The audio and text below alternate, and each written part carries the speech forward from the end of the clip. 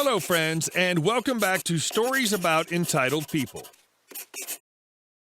Our first story is about a super cool old woman and her awful neighbor. The end is fun. Don't forget to subscribe to our channel if you're new here and turn on notifications so you don't miss a new video every single day. Sit comfortably. Here we go. I've been told you'd like to hear about my grandmother. My grandmother got married in 1962 to a young man in the military. For a wedding present, their parents bought them a house in a nice suburb. White picket fence, whole 9 yards. Not long after they moved in, the next-door neighbor planted a mulberry tree on the side of his property near my grandparents' driveway. Nothing seemed amiss, but if you know mulberry trees, you know that crap is about to get real. About 15 years later, the mulberry tree was obnoxious. The birds would come and eat the berries, and any car parked in the driveway would get crapped on, and it would stain the cars and ruin paint jobs. My grandmother, upon realizing the culprit, baked a nice apple pie, walked next door, and asked the neighbor if he'd mind trimming back the branches of that tree that hung over her driveway. He told her not to worry, he'd get to it soon. 3 days later, my grandmother opened her door to find a half-eaten pie in the plate, crawling with ants, and a note that said, "I changed my mind." My grandmother threw out the pie, cursing up a storm and swearing up and down she'd get him to trim that tree or get him back. City ordinance said she could not trim the tree as the roots were on his property, so the whole tree was his property. As the years went by, my grandmother repeatedly asked him ever so nicely to trim it back. His responses were always along the lines of "no" and "F off." Finally, in the mid-90s, my grandmother retired and received a large bonus from her employer for her 35 years of work.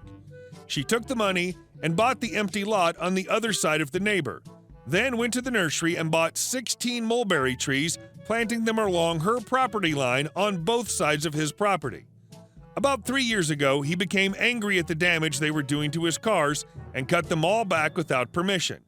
My grandmother took him to court, and he was forced to reimburse her for all the trees at a markup because they'd had 10 years to grow. Never underestimate the patience of an angry woman. Also, that neighbor dude just committed another crime by giving a half-eaten homemade pie back.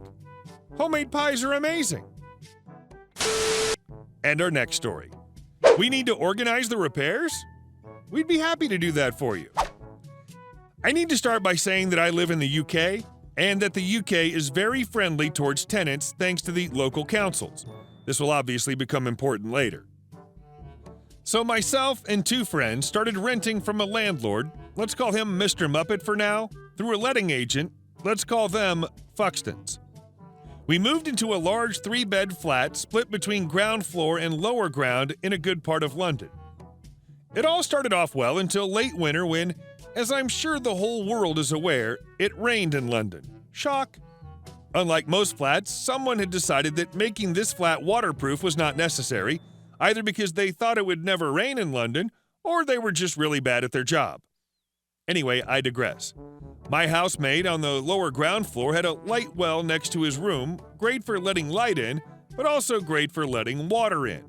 After a few days of heavy rain, a rather large wet patch had worked its way across the floor. Things weren't much better upstairs, with water coming through the light fitting in the kitchen, offering anyone passing a real fry-up in the morning. Additionally, a large stain was creeping along the ceiling, clearly from the flat roof above. Again, another bright idea from the architect. So with a swamp downstairs resembling the Everglades, a Russian roulette light fitting, and the impending threat of a convertible kitchen, we thought it best to contact Mr. Muppet. Mr. Muppet lived in Australia, but I'm still fairly sure they have the internet there.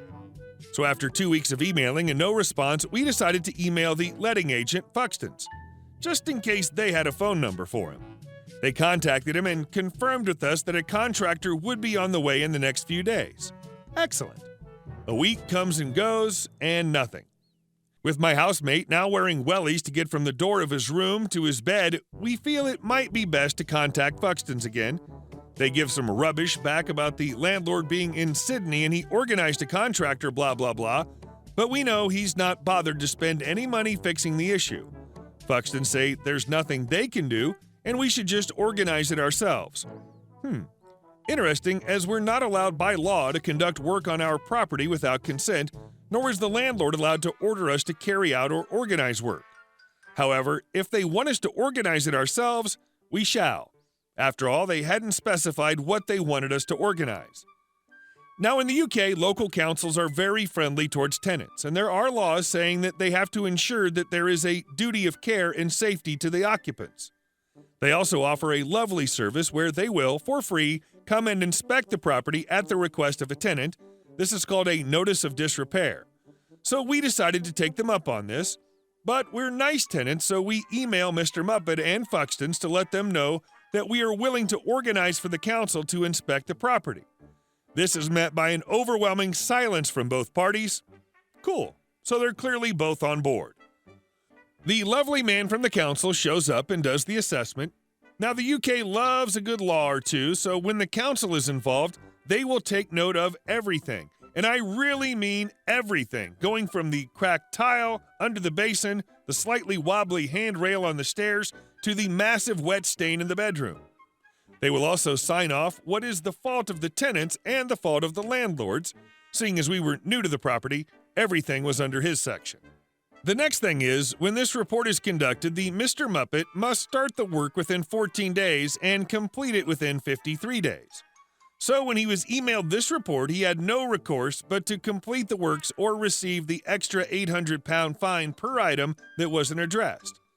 Unfortunately for him, when he had signed the contract with us, he had stipulated that there is a 2-month break clause that rolled from the 4th of each month, which meant he couldn't get rid of us for a minimum of 70 days. Oops. This meant Mr. Muppet had to do the work even though we'd be vacating the property just 10 days after they were finished. Yes, we'd timed it to make sure he had to complete the work. Oh, and to add further insult to injury, during this time, because of the disturbances of the work, we got a rent adjustment, so we paid less. By the end, he had to replace every door for a certified fire door on specific hinges, add handrails in all the bathrooms, reseal the ceiling, doors and floors in all the rooms, retile 2 bathrooms with anti-slip tiles, fix the broken parts of both staircases, address all the mold growth in the apartment, and clean every inch of it with disinfectant, as well as nearly 50 other tiny jobs. So we enjoyed our last 10 days in this newly finished flat, but moved into a better place with an amazing landlord. Oh, and to cap it all off, during the inspection, the council realized he hadn't paid for a license to have 3 people living there, so he got fined as well. Oops, guess he should have just fixed the walls when we gave him the multiple opportunities. The best part was where you got him to do all the work while you paid reduced rent, only to move out 10 days later. And our next story. Don't yell at me in front of my customers. I took on a job tending bar at a tavern in a small town. The bar owner, let's call him Nick, had a bit of a reputation for getting angry and yelling at his employees in front of customers. I discussed this openly and honestly with Nick prior to my accepting the job. I told him that under all circumstances, yelling at me in front of my customers would be unacceptable, and if he had something to say to me, to pull me aside and say it privately. Nick agreed, and I began working for him that weekend, despite the fact that he was more tolerated in the small town rather than liked. Choice of nearby taverns were thin. For me, everything was going very well. The other bartenders, however, would periodically be the focus of Nick's wrath and always in front of the customers. Periodically, I would remind Nick in sly ways that he better not ever yell at me. For example, I'd comment to him, "I heard so-and-so got in trouble the other day. Boy, it's a good thing you don't yell at me like that," and things of that sort.